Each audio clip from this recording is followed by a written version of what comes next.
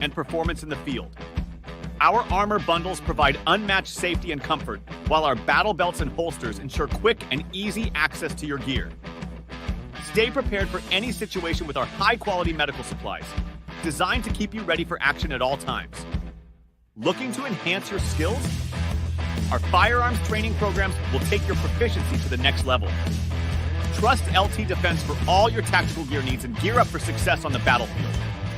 Military Broadcast Radio, the station that's giving veterans a voice. Find us on the web at mbradio.us. Opinions. This entire military is one cohesive, dedicated force. And the threats to our nations, they don't sleep. They're watching our every move. Iran, Russia, China, North Korea, ISIS, Al-Qaeda. They may be watching this right now. Our military should not be mistaken for a cable news gab-fed show. We don't care what you look like. We don't care who you voted for, who you worship, what you worship, who you love. It doesn't matter if your dad left you millions when he died or if you knew who your father was. We have been honed into a machine of lethal moving parts that you would be wise to avoid if you know what's good for you. We will not be intimidated. We will not back down. We don't want war. But if you want war with the United States of America, there's one thing I can promise you, so help me God. Someone else will raise your sons and daughters.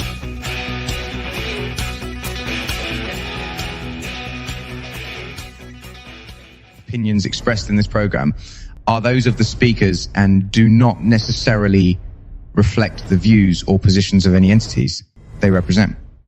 Find us on the web at mbradio.us. Hello, welcome. My name is Joey, and I am the host of the new Money in the Military show. And you might be asking. All right. Hey, actually, sorry, H. I need to do a new intro. Okay. Yeah. So I usually just kind of skip past that intro because it's really hard to hear. And, all right. yeah. Well, I'll fix that here.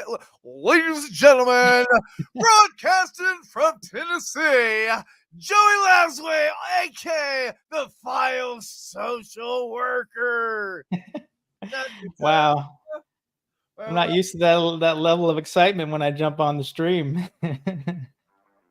Oh, man. All right. Well, thank you for that rousing intro from H. Joel is running the ones and twos behind the scenes, and we're gonna have a little bit of chat about some financial topics, but ultimately, we're gonna talk about a few different things. We're gonna talk about the Fed rate cut or the interest rate cut, and just talk about some trending topics that are going on in the world of finance. So. This is Money in the Military. I'm a certified financial social worker. I was in the Air Force for 14 years, and then I paid off $20,000 of debt while I was active duty within 3 years as an E3. So that's kind of like I got really into personal finance, and so I've been really passionate about that ever since. And that was 10, 12 years ago now. So. Since then, I became a social worker, and now I'm a certified financial social worker. So we kind of get into, dealing with finances, but then also kind of dealing with the psychology behind finances, like the mental side of things. So that's kind of where I'm at now. And I got hooked up with MBR back in when they first announced the launch of this endeavor, or at least. When the VA had their newsletter back in January. So January, yeah. So I just been, it's been part of this. It's been a good time. It's been a great time, man. Like, just the team that you've built, Joel, has just been amazing. We've got like 40 podcasts. No, it's you guys are amazing. You guys are the backbone. I'm just here to facilitate. You guys are amazing. But hey, I tell you what, let's jump into this now, Joey. We've got some segments and some stuff that we pulled up off trending, and the one thing that I've learned from radio, for me, is with all this mumbo jumbo, like I don't understand this, and I know a lot of people probably don't understand all this money and stuff. And what you need to explain to me, you know, break it down to me, kind of like talk to me like I'm a kindergartner, okay? Is how is this going to affect me? You know, because as soon as I saw this news, the first thing that I did was, okay, well, you know, I know that I had 50 cents in Coinbase at one time. You know, am I going to see any results? No. Robinhood, I know that I've got like, I thought it was big at the time. I put like $250 in, and then I was paying $50 a month with Robinhood doing Southwest Airlines. Well, that was a flop. So you know, I'm lucky if I've got like $200 in there now. So when I see this thing federal, you know, and there's other things, but this is like the top story. Break it down to me, Joey. Like I'm a single soldier living in the barracks. Why should I give a shit about this? Yeah, I mean that's a great jumping off point. You know, when you actually asked me earlier about this, and I was like, you know, because you know I'm into the personal side of finance, but when you get into the federal side of finances, it gets you almost have to have an economics degree to be able to talk eloquently about that. But in preparing for this, after you had recommended it, I did a little bit of research, and I started kind of relearning some of this stuff, because you know the thing about finance is that it's a very broad field, and there's so many specialties and subspecialties and everything. So so yeah, I kind of wanted to do a little bit of breakdown of kind of what the Federal Reserve is.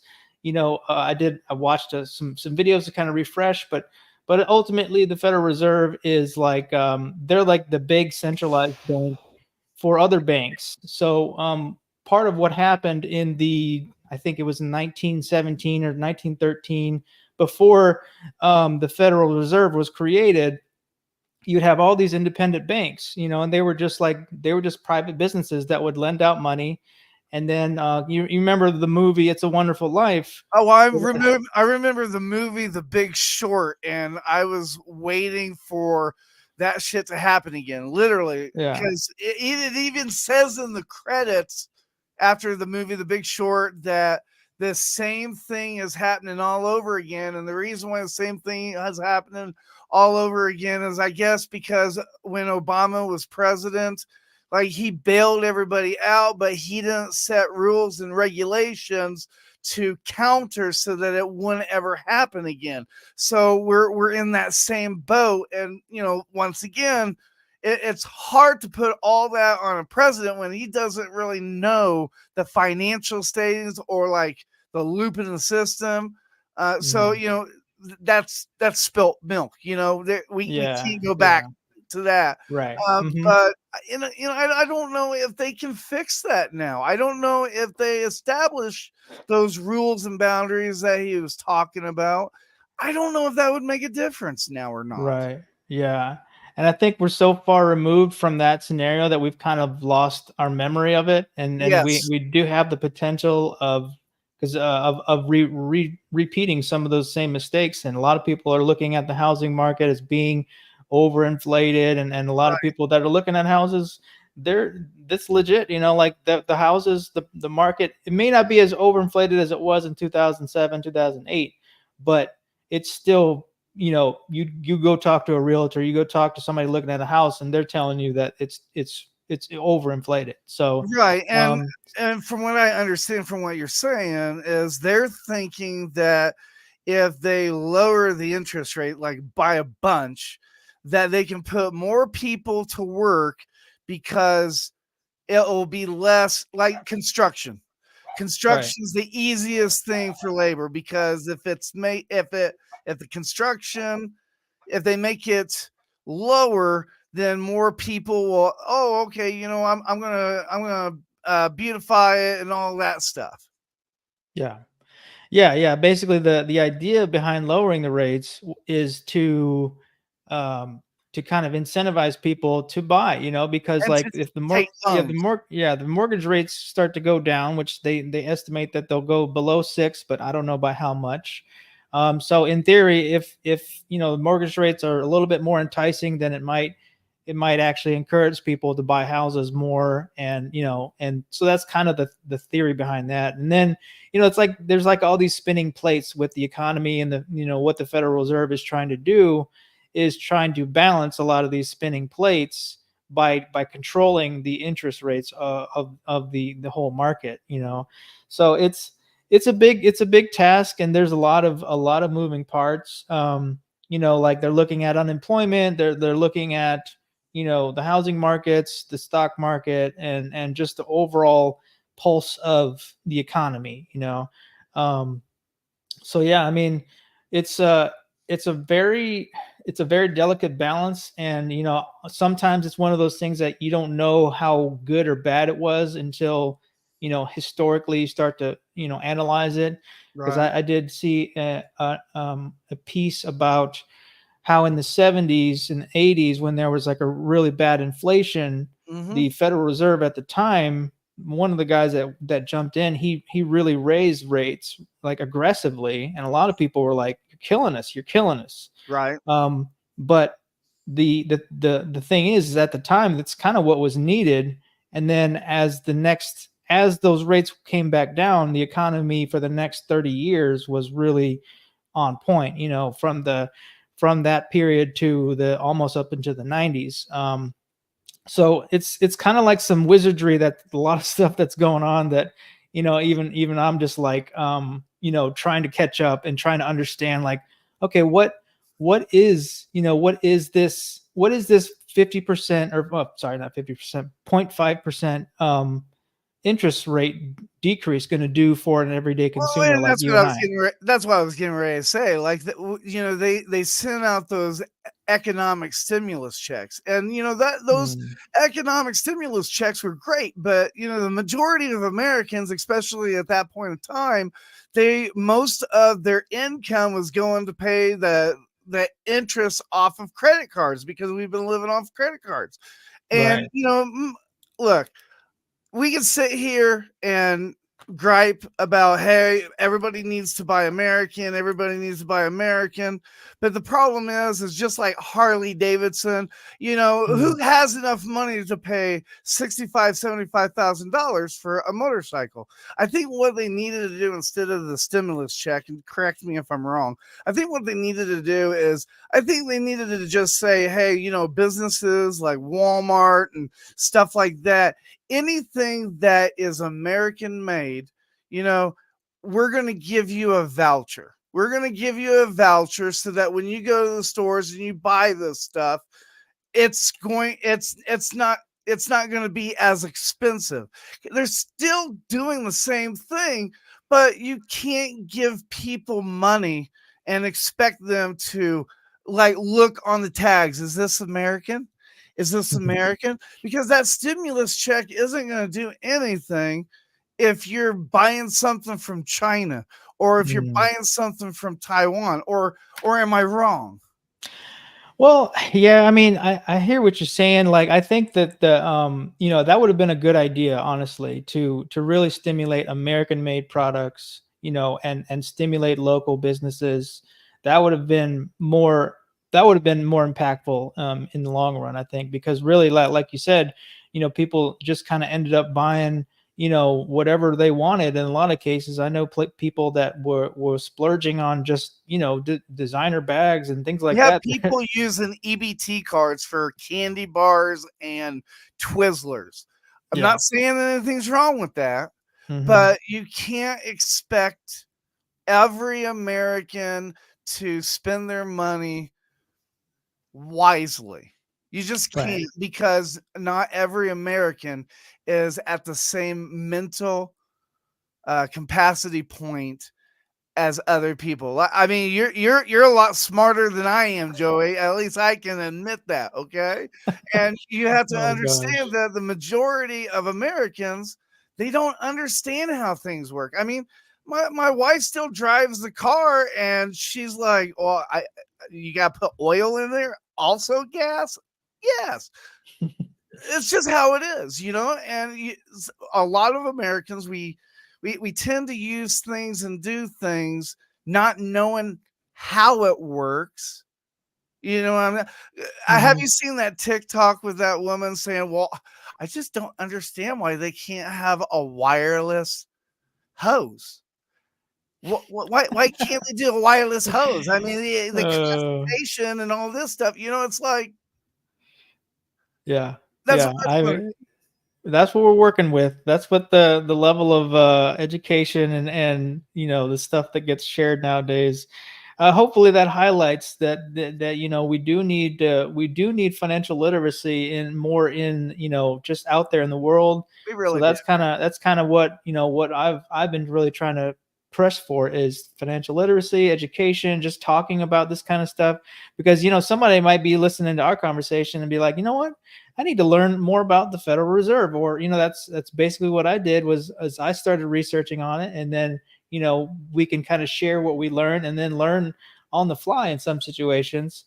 So like I did bring up a little bit of a analysis, and basically the breakdown of the situation, the decision was that basically, well, why they made the decision is like, if the rates were raised, then, you know, this would have been done to combat inflation. But as inflation has come down, they were like, well, we don't need to raise. And if they just didn't do anything, like they held steady like they have been, then they would say that inflation is under control, and then they want to just kind of like keep the peace. But then they decided to lower, which, you know, hopefully encourages borrowing, you know. So basically your credit card rates will theoretically go down, your mortgage rates, your car loan rates will go down in order to try to encourage people to buy more. And this is theory. All this is theory. It's just like going to the doctor. All of it's theory.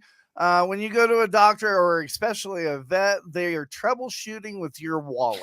They have no idea. All of it's theory. That's the reason why you always need a second opinion. So yeah, I agree with you on that. Yeah. So I think that was the thought process. You know, and time will tell whether or not they were actually you know, accurate in their analysis. Because I think a lot of times, you know, the Fed has been called kind of a magician, and sometimes they'll say things and try to do messaging to try to, you know, basically sway the markets or sway, you know, because the global markets are watching what we do with the Fed rate. So there are major implications all across the globe for this stuff. So I'm not even going to try to pretend to be a subject matter expert on this, but I'm definitely, you know, down to learn and talk and basically, yeah, like try to encourage other people to learn as well. So breaking it Barney style down, with the whole Federal Reserve and all that interest rate and all that stuff, they're attempting to do the same thing as the stimulus check, except instead of helping us, they're trying to encourage us to spend more money, probably so that we can send more money over to Ukraine. Yeah, I mean, the thing is, the Fed is supposed to be non-political. They're supposed to be, you know, they're not supposed to make any of their decisions based off of like the politics. FBI. Yeah. So as far as how much they actually do with that, that's one of those things where history will be the judge of how well they stayed out of politics, or were they into politics. So yeah, that's definitely you know, it's all a smoke show a lot of times. But you know, like I said, if the world is watching, then hopefully what we said today or what they announced actually does good for the global economy. But for the American economy, you know, that's what most people care about. Like they could care less about the global economy. So, and that's perfectly valid, because obviously we are America. We want to look out for America, right? Right. So yeah, it's a delicate dance, but But yeah, so we'll keep the conversation going. Let's jump into a music break. I really like this Andrew Robero. Is that how you say it? I'm worse than Swedish Chef. Don't ask me. I'll butcher it more. All right, so we're gonna listen to a song by Andrew Robero called "Bleed Red, White, and Blue." I really like this song, so here we go. And we will be right back. You're listening.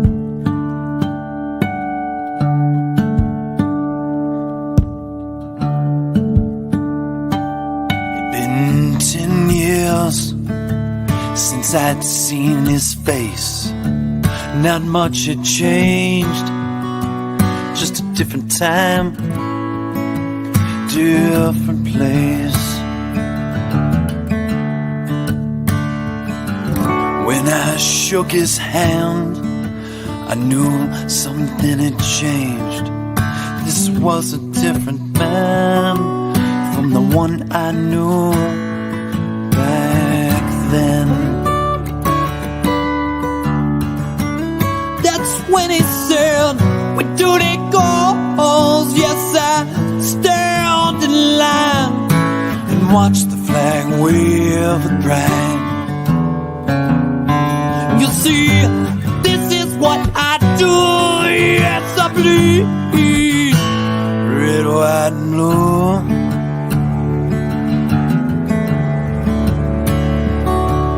He told me the tales of his journeys far away. 3 times gone and land most only see on the front page. With honor and glory, he stood so tall and fought for you and I, so we could be free from it all. That's when he said, "We do the goals." Yes, I stand in line and watch the flag wave and pride. You see, this is what I do. Yes, I bleed red, white, and blue.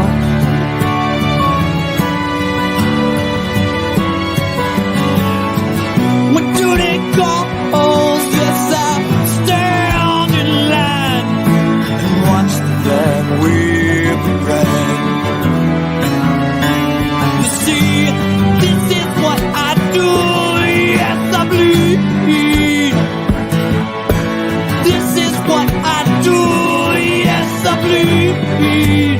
Oh, this is what I do. Yes, I bleed. Red, white, and blue.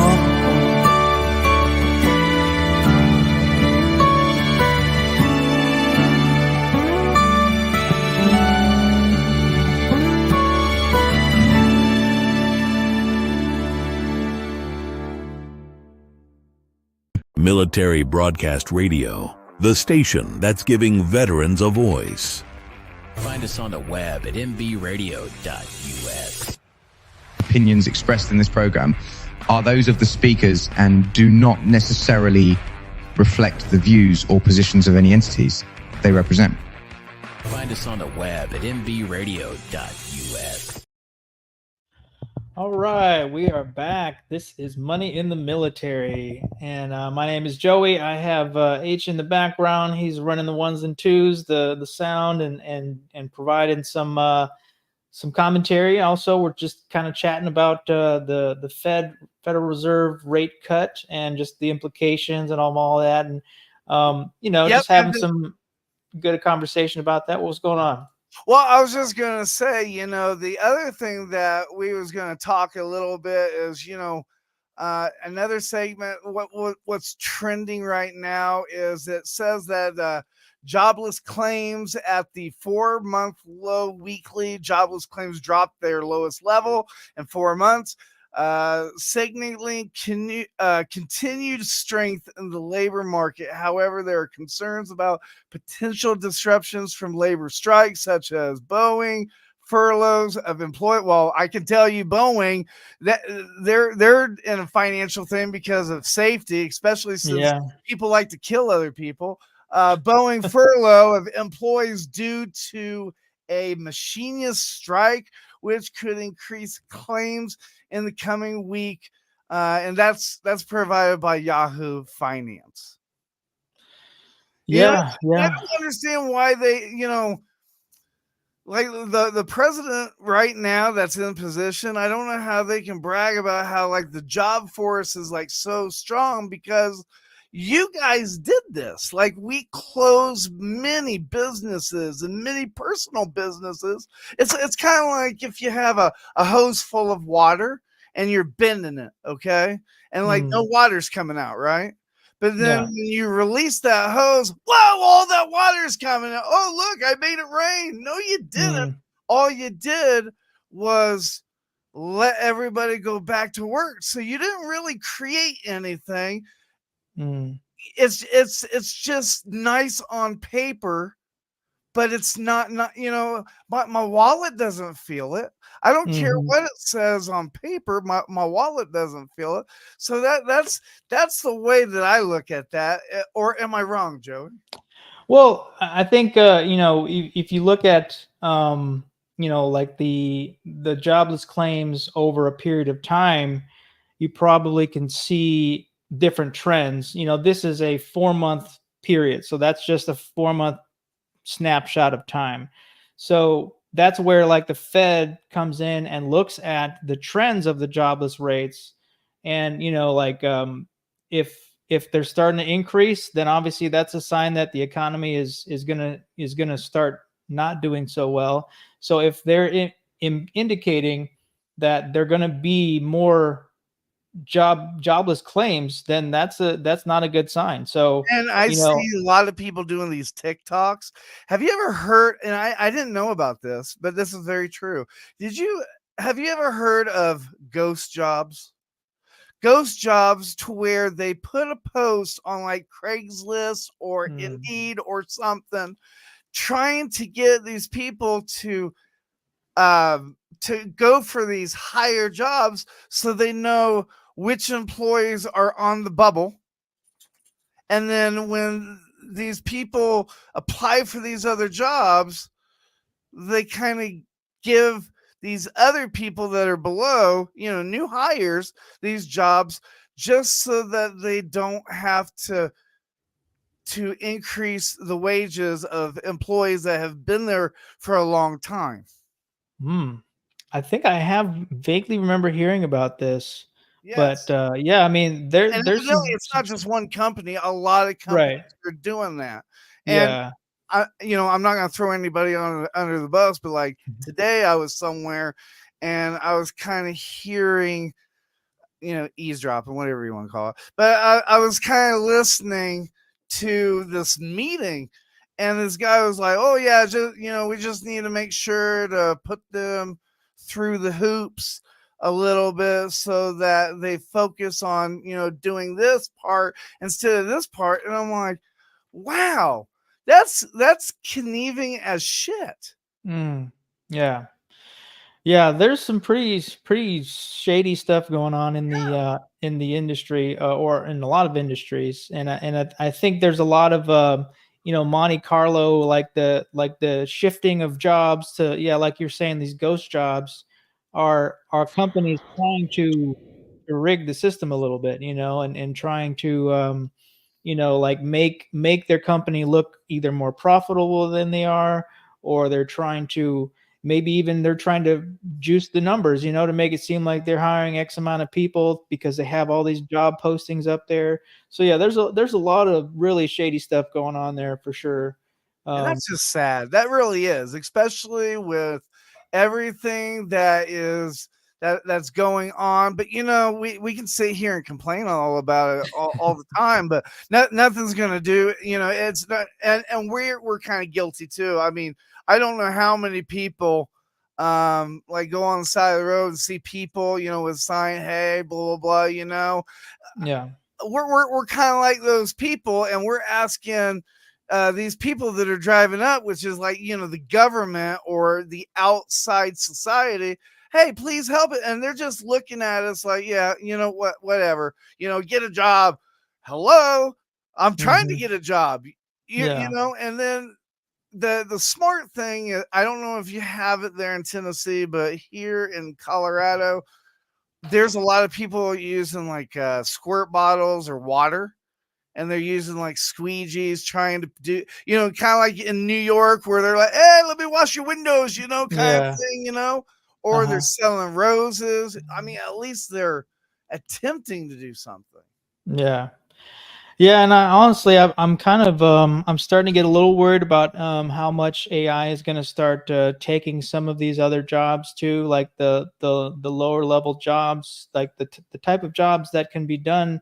Used to be like people putting in information into a computer, like that used to be a job. Like, but now you don't have that. Let me kind of calm people's nerves about that, because even though AI is great, there's a lot of bugs with AI still. Sure. Okay. Yeah. For example, just so everybody knows, if you ever do AI, like a picture or something, AI does not know how to spell. Okay. So that's the first thing. We know this. Okay. Oh, yeah. And then for some reason, AI doesn't realize that we have 5 fingers, not 7. Mm-hmm.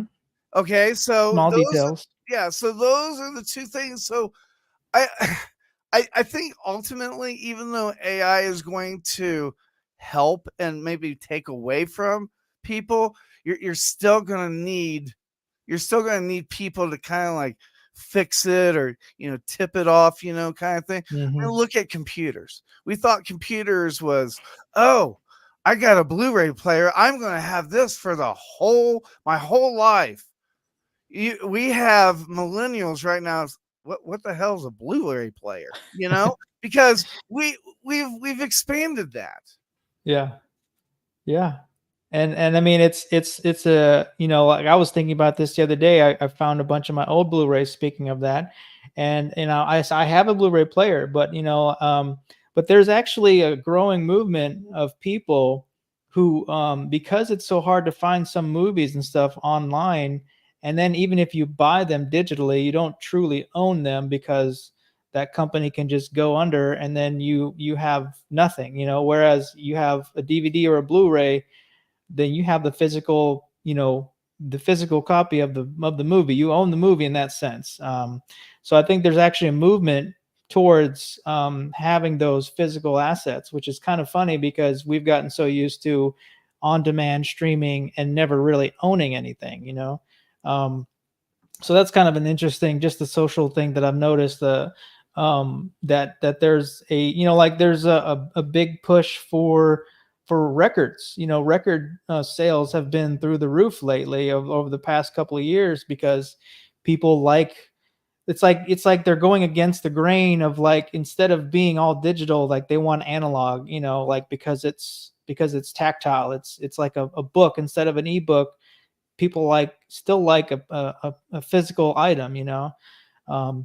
So I think in that sense, yeah, AI is here to stay, but it's not gonna change a whole lot. But yeah, with that being said, we're gonna take another quick break. We're going to listen to, let's see, so that song that we played, was Andrew Rossborough.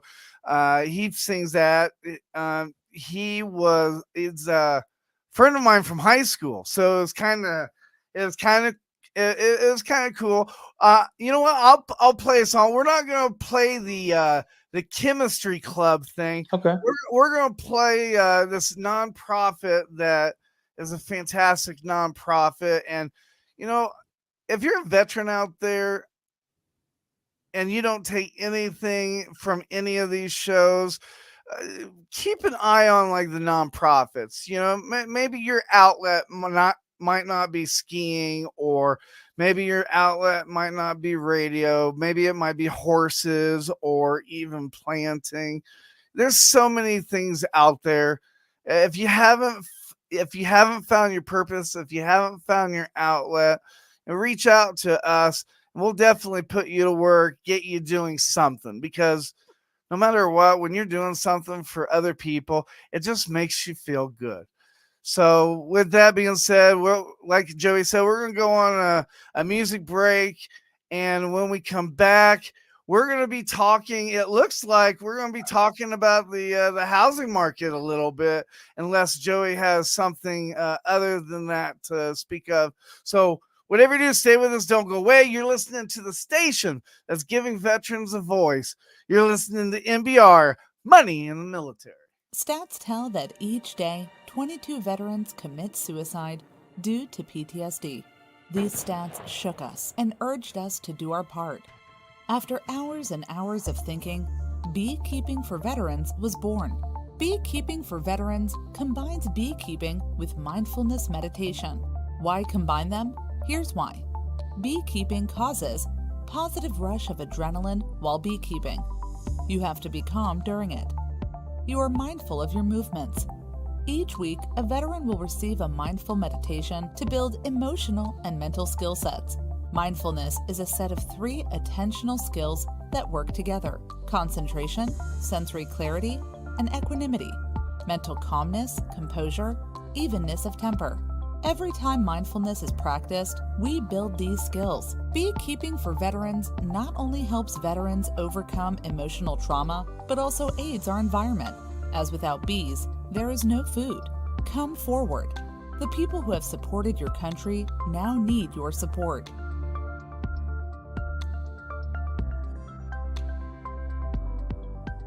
Military Broadcast Radio, the station that's giving veterans a voice. Find us on the web at mbradio.us. Opinions expressed in this program are those of the speakers and do not necessarily reflect the views or positions of any entities they represent. Find us on the web at mbradio.us. All right, we are back. This is Money in the Military. Just want to shout out, we have 8 people watching on MBR Talk on X. So that's pretty cool. Shout out to you guys watching on X. Jump in the stream and give us a shout if you want. And I'm thinking, because for like the longest time, I was wondering, so we're on Roku, and there's not really a thing on here that says anything about like Roku or anything. I think Roku is taking the count and putting it into Twitter or X, whatever you want to call it, because I've been on Twitter all day. Literally nobody's on there except political stuff. So I'm pretty sure that's Roku. But okay, all right. Yeah. But so I saw this article in Yahoo Finance. Go figure. Housing market is struggling despite the declining mortgage rates. The house market remains sluggish due to persistency high home prices. Existing home sales fell 2.5% in August, with the median price hitting a record for August at $416,700. Lower borrowing costs might spur demand, but supplies constraints continue to pressure the market. What I want to know is, there's so many of these like little homes, that they've made. You can buy one of those like home things at Home Depot or those 3D market homes. My question is, why don't they smarten up and realize that, not everybody can afford these $700,000, $800,000 homes? Why don't they start making like affordable houses? Like, let's try to quick it back into the 80s or the 70s or the 90s, and let's try to make affordable budgeting houses like less than $80,000 for a house, because that's how much my dad paid for his in Indiana. I don't understand that. I understand why builders want to, build these big houses for big profits, but it doesn't do you any good if you're using drywall for the whole damn house. Yeah. Yeah, no, that's a great point, and I think something that a lot of people, especially as I think most people are really realistically, they only need a smaller house. You know, they only need like in some cases maybe a 2 bedroom, one bath house, or 2 bed, 2 bath house as a starter home. And maybe a 3 bed, 2 bath, you know, if you're a young family, and then as you get bigger, maybe you get a bigger house. But yeah, I think you bring up a great point that I think people don't necessarily want these giant houses anymore. And I think that's part of the reason why, you know, some of these, you know, the market is shifting, you know, Right. but the builders are not, they're not necessarily adjusting with the times. And I think that's part of where there's going to be like a little bit of a clash where, you know, like the market wants one thing, but then the builders are saying, okay, well, this is how we've been doing things for the last 30, 40, 50 years. And they're probably more resistant to change. Whereas there are some companies that are building, like you said, those 3D printing houses and you know, more economical building practices. So there is some movement towards that. And then like the tiny home movement, I don't know how sustainable the tiny housing industry is, but I Well, know must that not be that much, because when I go down the street, I haven't seen a damn tiny house. I see that shit on the internet or TikTok, so it must well, be too popular. I actually looked into tiny houses for a little while there, and the problem with that is the building codes. So a lot of localities are not, they're not built, they're not zoned for like small houses. They have to be like a certain lot size. So I think that's one of the issues that I've come across. And then like when the ones that are built on wheels, they're technically labeled as RVs, and like they're like you can finance them as RVs, you can get them insured as RVs, but it requires a truck usually to haul and move around and stuff. And then, you know, it's essentially an RV on a house on wheels, and there's just the infrastructure just isn't really there to kind of facilitate mass adoption of these tiny homes. So it would require, and there are some companies and builders that are trying to build like little tiny house communities that I've seen, but those are Yeah, those are turning into cults. Let's just call it what it is. Okay. Well, Let's yeah, just like call it. they're really community based, communal based, and I've seen some. There's actually one in Tennessee that I was curious about to kind of drive through it, but I don't know if there's anyone actually living in them. But I know there have been some. I think there was one in Georgia that is coming up that is kind of like trying to, you know, like you said, trying to provide more affordable housing, you know, but then a smaller space, which you know, which is probably easier to build and faster to build too. So we could theoretically get, you know, more people in at least the homeless population, get them out of the streets. But Well, they're the housing residential is really hitting hard on HOAs.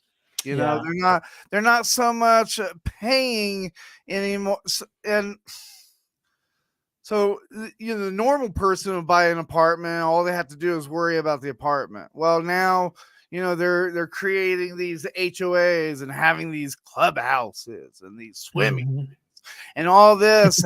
Like I know a guy that just bought a townhome. His mortgage payment is $5,000 a month, which is crazy, and then he has to pay $400 and some for HOA. I mean, that alone, if that doesn't spell cult, I don't know what does. But if you're in a house and you're not paying an HOA, I'm going to tell you right now, stay put.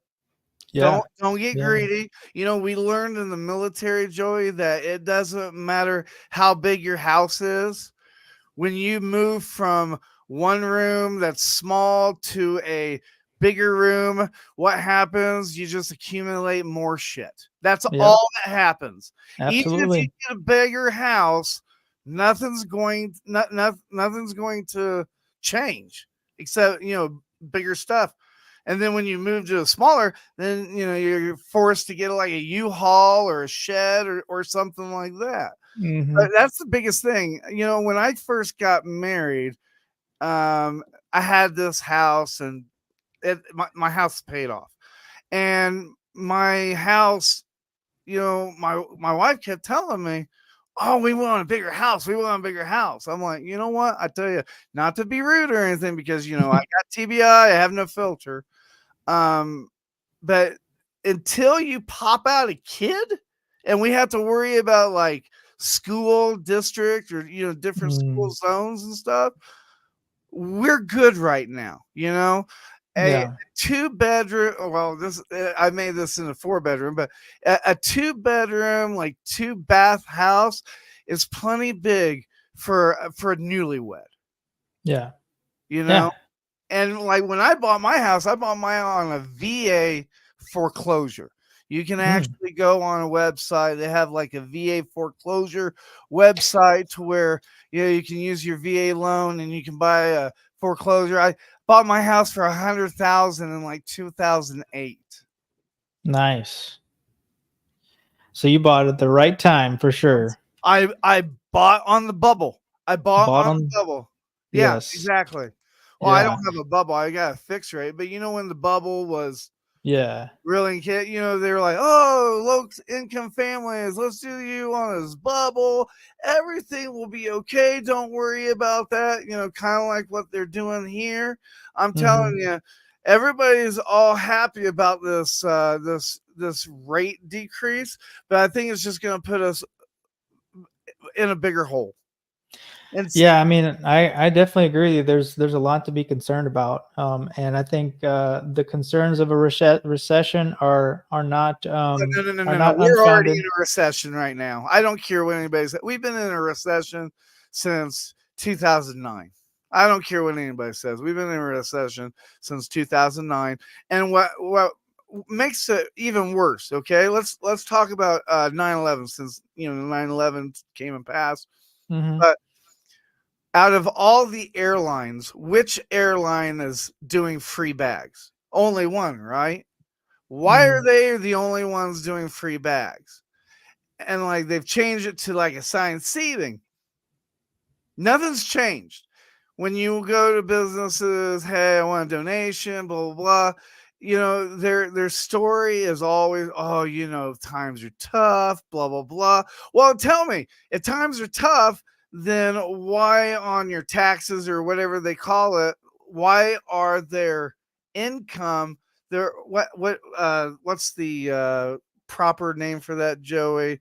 When they get that what word am I looking for? Gosh, I can't remember the word I'm looking for, but basically their income is more than their outcome. Yeah. Okay. Yeah. Do you know what I'm saying? Like the profit margins, their profit margins are higher.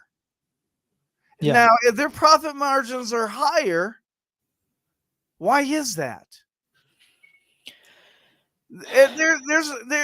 We are in a recession because companies are getting greedy, and the top people aren't saying anything because it's not affecting them. Yeah. Nobody gives a shit if it doesn't affect them. That's just how it is. That's how life is. Yeah. Yeah. The people that are at the top, yeah, like you said, they're not worried about it because they're getting the benefits. The CEO is making 100 times more, 200 times more than the lowest paid worker. So yeah, there's a lot of income inequality and disparity there that is really rampant. And and then at the bottom of the people at the ground floor are the ones that are suffering. So it's really frustrating. Yeah, when you see the CEOs making $100 million packages of like award packages, and they can't even raise their employees, the lowest employees' wages, or something like that. So, well, the unfortunate part, and this is just how it is, Joe, you don't have to tell me how much you make, but the average American right now, they do not feel that they can work a job for less than $22 an hour right now. Okay. Yeah. So Mhm. if we as a person feel that, hey, we're not working for less than $22 an hour, guess what? Everybody's thinking that same thing. So if you're on Social Mhm. Security or you're on VA and they got that COLA, or you get some kind of stipend and you get a raise, guess what? That raise is not good because everything else is going to go up. That's the reason why you're getting that raise. So whenever Yeah. you're all excited because you're getting a raise, you're not really getting a raise. You're just Yeah. helping the government inflate it even more. One thing I would do if I was in that chair is I would be like, you know what? Let's just let's just stop everything and tear everything down to the foundation. Everything down to the foundation, meaning that, look, these tax cuts that we're talking about, instead of we're giving tax cuts to businesses to improve businesses, why don't we do the tax cuts to, okay, you know what? This is how much inventory is of product, and the government sends all these stores different stimulus checks on different American products. Let them keep track of the sales. Let the people Mhm. go in, oh, bread is $2 again. It's $2 to the consumer. Right. It's more to the company, but the company is kind of getting that bailout, that inflation, that cost to the Mhm. United States. I don't know how they would do it because I'm not that smart, but I think that I really think that would help. Yeah. Yeah, I mean, it sounds like you're not giving yourself enough credit. You sound very well versed in a lot of this stuff. So you're not giving yourself enough credit, man. You're more well versed than a lot of people I talk to. So don't sell yourself short there. Well, I don't control my own finances, VA, so I don't know how much. Maybe I'm all talk and not enough brains on actually executing, but that's what I would do. And Well, I mean, I think you highlight really what the pulse of most people that are in America right now are feeling. It's like, they might talk, at the higher level, talk about how great the economy is, but is it really that great if people are having to work 3, 4 jobs? Like it doesn't seem like that. yeah, So is it really that great if we have a candidate getting 2 assassination attempts? I can't remember in history a candidate, maybe a president, but a candidate getting 2 attempts on them. I mean, that's crazy. yeah, Um, it just shows you how emotional everybody is right now. But keep in mind, 90% of Americans are on some kind of Ritalin or some kind of mental medicine. So when you go to work tomorrow and it's Friday and you're having a bad day, just remember they're probably taking PTSD meds too. yeah, yeah. That's man. That's so true. That's so true. But hopefully by talking about this kind of stuff and putting it out there, and like we're two veterans. We come from probably different walks of life, but we've both signed the dotted line. We've sacrificed for our country, and our voices are valid and our opinions are valid, and I think people should be taking this to heart. And the people that make the decisions hopefully will, this will propagate out to enough people, and they'll be like, okay, yeah, these talking points are great, but what are you actually doing? What are you doing to help the veteran community? What are you doing to help the small business or the small business community? Right? So yeah, I mean, I love what you're saying, and I mean, obviously, We like I said, what you're talking about. we need I'm not going to say that we need young blood. What I'm going to say is that we need political people in seats that don't talk, they execute. Right. That's what it is. I'm so tired of people talking. Don't talk, execute. When we find somebody that is willing to execute, things will get done. Talking, sending emails out, stuff like that. Me and you talked about this in the past, but Yeah. we need people to execute. We need people to know what they're talking about and then to execute and give everybody else a plan. Because, I mean, look, there's such thing called midget wrestling, and I don't follow midget wrestling, but there's people that do follow midget wrestling because they support it. Maybe they have, little people in their family. I don't. So that's the reason why I don't really, support it. We need people that it affects. We need somebody in the presidency that lived off oatmeal and watched cartoons on Saturday morning. Yeah. Yeah, like a real person, like a real, just somebody that had,